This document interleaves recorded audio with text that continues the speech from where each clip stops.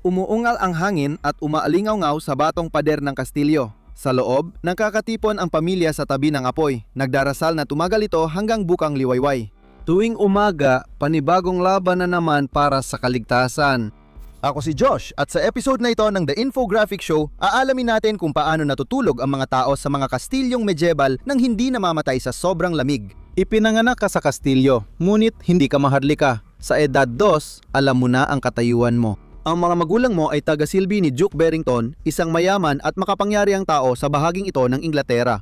Ang iyong ina ay kasama ng mga kasambahay sa paglilinis ng kastilyo, paghahanda ng pagkain ni Duke Barrington at pagtupad sa mga utos niya. Mas payapa ang trabaho ng iyong ama. Madalas siyang nagbabantay sa labas ng pader at tarangkahan kasama ang mga batang sundalong tinuruan niya. Ano man ang panahon, hindi ito naging madali. Bata ka pa lang, sinanay ka ng maglingkod at binigyan agad ng kahoy na espada pagkakatayo mo. Tinuruan ka ng ama mo ng depensa, pagsalag at pagganti. Pagsapat edad mo, sasama ka na rin sa pader. Si Matilda, kakambal mo, ay may walis na ng matutong maglakad. Kasama mo siya at ang ina mo sa kusina at paglalaba. Walang libreng pagkain sa kastilyo ng Duke at pare-pareho kayong nakatuon sa pagtiyak na may lahat ng kailangan si Luisa. Sa 5 taong gulang, hindi pa niya dapat malaman ang hirap sa kastilyo, pero may mga di may iwasan. Mahaba at mainit ang tag-init na yon. Habang nag-i-entertain si Duke, tuloy-tuloy ang trabaho ng mga taga-silbi. Sa mainit at pawisang araw, nabubuhat ka ng labada at naghahalo ng sopas. Mabuti na lang at ang kastilyo ay ginawa para labanan ng init. Ang mga pader na bato ay natural na insulator, sumisipsip ng init at nagpapalamig sa kastilyo. Naalala mo ang iyong amang nakasuot ng mabigat na baluti sa ilalim ng tirik na araw habang umiinit ang bakal? Karamihan ng trabaho mo ay sa baba ng kastilyo. Ang labahan ay sa ilalim ng lupa at ang kusina ay sa unang palapag. Mas malamig ang mababang bahagi dahil umaakyat ang init at ang malalaking binta ng bato ay nagpapapasok ng malamig na hangin sa paglubog ng araw. Mahirap magtrabaho tuwing tag-init, pero kaya kung alam mo paano ito harapin. Minsan naiisip mong, mas alam pa ng mga katulong kaysa kay Duke na laging nagrereklamo sa init ng mga silid pagtanggap niya sa itaas. Alam mong mamimiss mo rin ang tag-init dahil malapit mo nang maramdaman ang lamig sa hangin. Pinapadali nito ang gawain, pero may bagong responsibilidad din. Mas maaga kayo nagsimula kasama ang iyong ama, naghahati ng panggatong para sa fireplace ni Duke at sa maliit na fireplace sa kusina na maaari mong pagpainitan.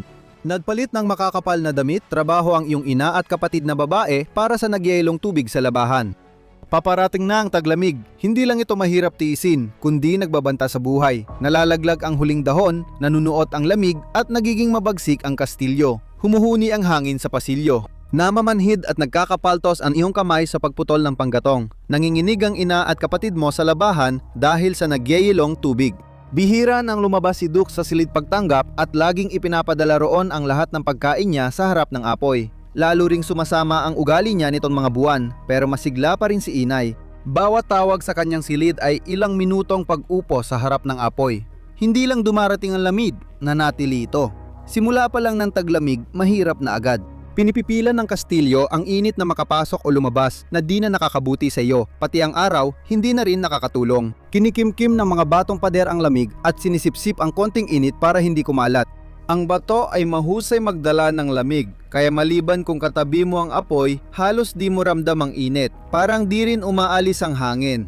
Maganda talagang tanawin ng dagat. Noong bata ka, tuwing bihira kang magpahinga, gustong-gusto mong lumangoy sa baybayin. Pero sa taglamig, malalakas ang hangin galing sa dagat. Ang kastilyo ay binubuo ng malalaking lagusan, hagdanan at bakuran na kaunti lang ang pinto, kaya malayang umiikot ang hangin lalo na sa itaas na palapag. Kahit malalim na sa loob, parang nasa labas ka pa rin sa lakas ng hangin at minsan naaamoy mo pa ang dagat na dala ng mga bugso nito. Kadalasan, makapal na tela lang ang takip sa bintana, kaya kulang ang proteksyon. May kahoy na panara ang bintana sa silid ni Duke pero hindi pa rin sapat sa malalakas na hangin. Alam mong umpisa pa lang ito. Kung mahilig ka sa mga kwento ng pakikibaka para mabuhay noong araw, siguraduhin i-like at mag-subscribe ka. Ayaw mong palampasin ang mga susunod pa at huwag mo rin kalimutang i-share ito. Mapalad ang pamilya mo na halos palaging nakaligtas tuwing taglamig. May alaala ka rin sa iyong lolo na matipuno at may makapal na abong balbas. Tinuruan niya ang iyong ama maging gwardya at hindi kailanman nagpabaya sa tungkulin. 5 taong gulang ka nang pumanaw siya sa pagtulog matapos ang mahabang duty. Nilamon siya ng lamig at di na muling uminit ang katawan kahit anong gawin niya. Walang darating para tumulong sa'yo. Hindi mo ganun kilala ang ibang tauhan sa kastilyo. May kanya-kanya silang silid at bihira mo silang makausap. Mapapansin mong kada taglamig, nababawasan ang pamilyal na muka at dumarami ang mga bagong pumapalit. Madali kang palitan ni Duke at hindi lahat nakakaraos tuwing malamig na buwan. Sabi ng magulang mo magiging maayos ang lahat, pero pakiramdam mo hindi pa sila nalamigan ng ganito bago ang unang nyebe. Panahon ng maghanda sa susunod. Hindi mapagbigay si Duke pero maasahan siya. Binabayaran ng pamilya mo kaya nakakabili ang tatay mo paminsan-minsan ng pagkain at gamit sa palengke. May maliit na bahagi ng bakuran para sa mga katulong mag-alaga ng hayop at may ilang manok, kambing at maliit na tamiman ng gulay ang pamilya mo. Tumutulong ang kapatid mong babae na anihin ang lahat ng makukuha nila tuwing wala kang trabaho. Bawal manghuli sa lupain ng Duke, pero ikaw at ang iyong ama ay nakakapasok sa gubat at paminsan-minsan ay nakakauwi ng kuneho o ibong ligaw dahil nauubos na ang oras. Nangganganib ang buhay mo pero inuuna mo pa rin ang trabaho mo. Ang pangunahing gawain ay mag-ipon ng panggatong para sa imbakan ng Duke kapag malamig at pinapayagan ang mga utusan kumuha ng kaunting sobrang o may depektong kahoy. Kailangan itong tipirin. Si Matilda at ang iyong ina ay gumugugol ng maraming oras sa pagtatahi ng mga damit panlamig ng Duke. Nakakagamit sila ng kaunting sobrang tela para gumawa ng mga coat na panlamig para sa pamilya. Ang mga damit na ito ay pangunahing gawa sa katad at lana, mga materyales na mainit at mahusay magpanatili ng init. Ngunit marami sa pinakamagagandang pinagmumula ng init ay maaari ring magdulot ng panganib. Laging naglalagablab ang fireplace sa kastilyo tuwing taglamig, kaya todo gamit ang mga chimenea. Ngunit hindi ito palaging ligtas. Pumapasok ang usok sa bitak ng kisame at pader pero umaangat kaya hindi ito nananatili sa iyong silid. Madalas mo itong maranasan tuwing nagtatrabaho sa kastilyo. Napansin mong muli ang paulit-ulit na ubon ng iyong ina ngayong taon. Alam niyang nag-aalala ka at sinisigurado niyang okay siya. Mas delikado pa ang ibang pinagmumulan ng init. Ipinag-utos ng Duke na panatilihing mainit ang kanyang silid kaya tuwing malamig na gabi, pinupuno ng mainit na uling ang mga metal na lalagyan at nilalagay sa paligid ng silid. Nagiging mga kahon ng init ang mga ito na nagtataboy ng lamig sa kastilyo. Ngunit delikado dahil maaring magdulot ng sunog kapag natapon. Kailangang hawakan ng sobrang ingat ang mga kahon. Mayroon ka pa ring pangit na peklat sa iyong pulsuhan mula sa isang piraso ng uling na aksidenteng nakasunog sa iyo noong isang taon? Mukhang matagal pa itong mawawala. Saan ka man, may paraan para mapanatiling mainit ang katawan. Tumingin ka sa bintana at nakita mo ang usok mula sa lakaran ng kastilyo. Alam mong si Itay at mga tauhan niya yon, nakapuwesta sa tarangkahan at bagong hukay na apuyan. Isa itong teknik na matagal nang ginagamit, gumagawa ng buta sa lupa, nilalagyan ng panggatong at uling at sinusunog buong araw. Ngunit madali ring maapektuhan ng panahon. Mabilis na mapapatay ito ng biglaang ulan o malamig na hangin. Pero para sa mga taong laging nasa labas, mahalaga itong sandigan. Marami ka ng oras sa paghahanda ng kastilyo para sa taglamig at tungkulin ng mga utusan na gawing komportable si Duke. Hindi ito madaling buhay pero mas protektado at mas ligtas ito kaysa iba kaya dapat mapasaya siya. Konti lang ang mas ayaw niya kaysa lamig ng taglamig. Sa mga nakaraang linggo, kayo ng mga tauhan ay ginagawa ang lahat para maprotektahan ang kastilyo, kabilang ang pagsabit ng makakapal na tapiserya. Pinakamahalagang lugar sa bahay ay ang kama ng Duke, isang malaking kama na may 4 na post at kahoy na kanopi. Kapag isinara ang kurtina sa kama, nakakabuo ito ng kulob na init na nagpapakomportable sa kanya buong gabi. Pero wala kang ganoong karangyaan. Ang mga silid ng mga katulong ay payap, matatagpuan sa ibabang palapag na may isang bintana lamang. Kahit papaano, nagbibigay ito ng simpleng proteksyon laban sa hangin. Ilang linggo nang nagtatahi ng mga kumot para sa taglamig ang iyong ina gamit ang terang tela at lana. Kahit ganito, malamig pa rin ang paa mo tuwing umaga pagbangon. Konti lang ang mapagkukunan yung init kundi ang isa't isa. Madalas magyakapan ang mga kapatid mong babae tuwing gabi at magkasama naman ang iyong mga magulang. Ibinigay sa iyo ng iyong ina ang pinakamakapal na kumot na fleece para sa iyong higaan pero hindi natatapos ang trabaho ng isang utusan. Madalas kailangang magising ng magulang mo sa gabi para gampanan ang tungkulin nila, lalo na dahil madalas din umatake ang mga kaaway sa gabi. Walang pag-atake sa kastilyo mula nang ipinanganak ka, pero laging praning si Duke. May maliit na grupong guwardiya tuwing gabi at kapag turno ng tatay mo, umuwi siyang nanginghinig at maputla. Ang nanay mo naman, maaring tawagin kahit anong oras para magdala ng mga pitsel ng kumukulong tubig sa silid ni Duke o magdagdag ng panggatong sa kanyang fireplace. Nagpapalitan ng night shift ang mga katulong para makatulog ng maayos ang iba at manatiling malakas at busog. Sa panahon ng kahirapan, ang dapugan ang susi sa pananatiling buhay ng bawat tahanan at may dalawang gamit. Ang pagpapanatili ng apoy ay nagbibigay init, pero dapat may sapat na hangin para lumabas ang usok. Kung hindi, maaring hindi ka magising. Ginagamit din itong kalan at dito galing ang palayok na laging nakasalang at pinagmumulan ng pagkain mo.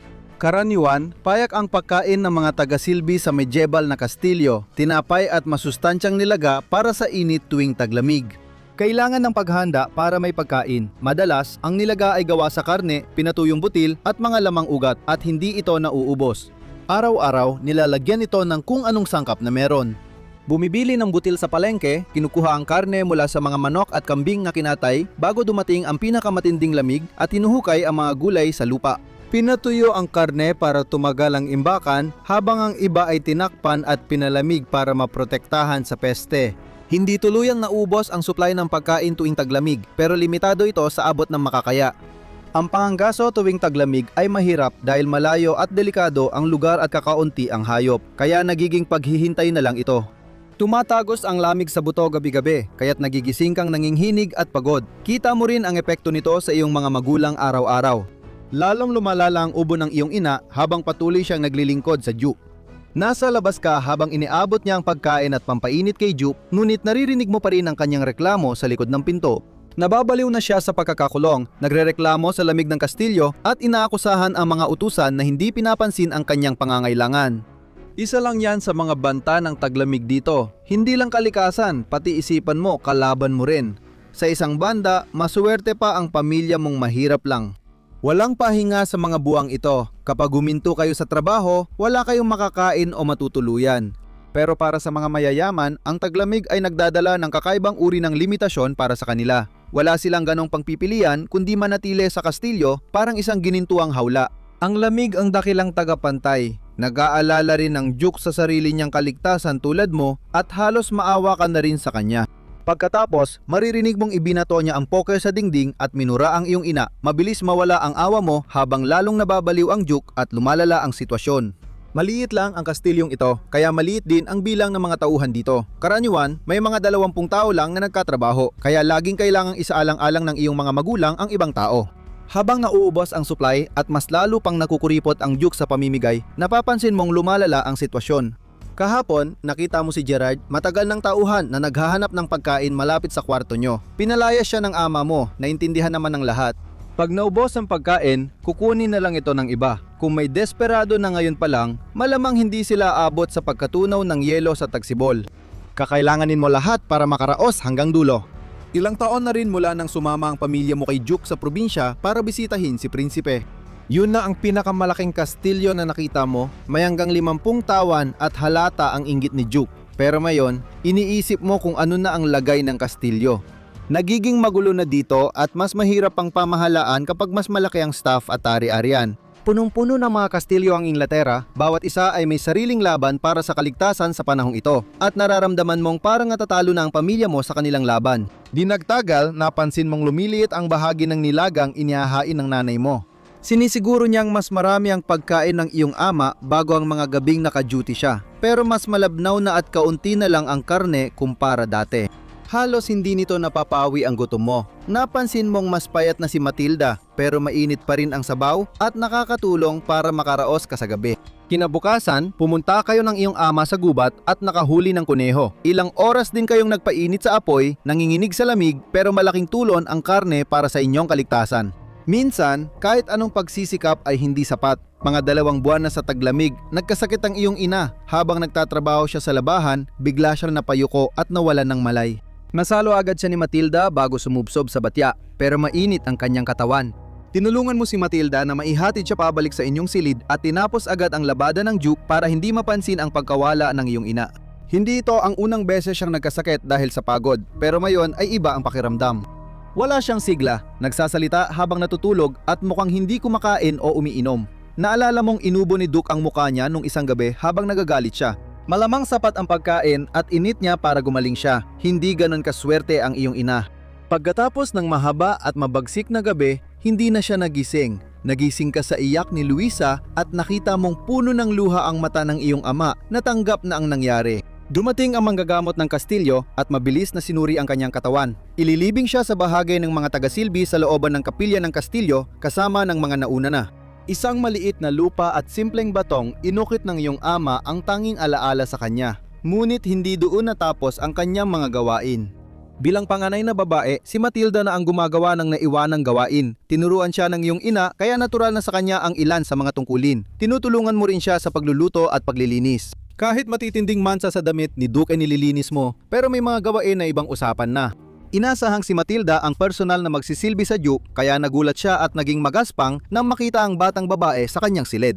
Yumuyoko lang si Matilda, inihatid ang pagkain at agad umaalis. Bawat isa gagampanan ang bahagi nila. Nagulat ka nang makita si Luisa sa labahan. Bagamat bago pa siya doon, mahusay na agad siya sa pagtitiklop. Iniisip mong tinuturuan siya ng nanay mo, malaking tulong ang dagdag na kamay. Kailangan mong mas tumagal sa pagkuha ng panggatong at panganggaso. Dahil may isang bawas na pakakainin, mas tatagal ang supply. Pero alam ng lahat na maliit pa rin ang tsansang umabot hanggang Marso kung walang dagdag. Kakatapos mong ihanda ang apoy ni Duke nang marinig ang kaguluhan sa itaas. Agad mong itinawag ang alarma at kinuha ng tatay mo ang baluti niya. Sinundan mo siya at nakita mo ang nakakatakot na eksena, dalawang gwardiya ang tinutukan ng espada si Duke, pilit ipinapabunyag kung saan niya tinatago ang dagdag na pagkain. Ito ang kinatatakutan mo. Disiplinado ang pamilya mo sa pagtatabi ng pagkain para sa taglamig, pero hindi lahat naging ganun karesponsable. Kapag naubos ang pagkain, nagiging desperado at delikado ang mga tao. Sumugod ang iyong ama sa silid na may dalang espada. Laging tapat ang iyong ama kay Duke kahit sobra pa. Hindi siya nag-atubili at alam ang tungkulin niya. Mas bata ang dalawang lalaki, ngunit hindi kasing husay ng iyong ama sa espada. Tinawag siyang traidor ng isa at sumugod, ngunit agad siyang napabagsak ng isang matalim na hiwa ng espada. Yung isa naman ay mas matindi ang paglaban, pero tumalikod siya kay Duke na siyang tumama sa kanya gamit ang isang lalagyan ng uling. Dahil dito, nagkaroon ng pagkakataon ng iyong ama na maagaw ang kalamangan at tapusin ang pangalawang traidor. Ang gantimpala niya ay isang sermon mula kay Duke tungkol sa muntik na niyang ikamatay at isang utos na palitan ang lalagyan ng uling. Malapit na ang katapusan, pero ang pinakamahirap ay paparating pa. Dahil sa pagkawala ng dalawang gwardiya, lalo pang numipis ang puwersa ng iilang natira.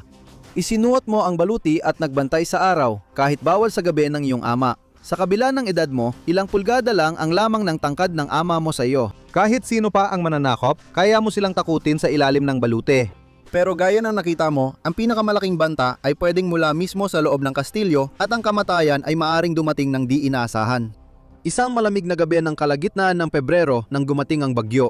Ang hangin ay umuungal na parang hindi pa dati at ang nyebe ay bumubuhos ng mabilis at malakas. Si Matilda at iba pang taga-silbi ay tinatakpan ang mga bintana. Nagrereklamo ang Duke sa lamig. Naglalagay ka ng kahoy sa apoy at tinitingnan ang mga bintana. Naka-duty ang iyong ama sa labas, binabantayan ang pinto laban sa sinumang manlulusob, kabilang ang mga lokal na desperadong naghahanap ng masisilungan mula sa mga mananakop.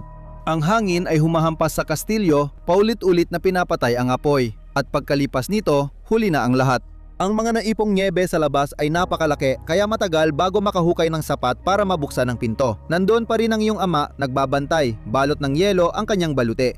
Hindi mo na kailangan lumapit para malaman na imposibleng siya na nakaligtas. Hindi na siya bata at kitang-kita na pinapasok niya ang mga gwardiya habang nananatili siya sa pwesto niya.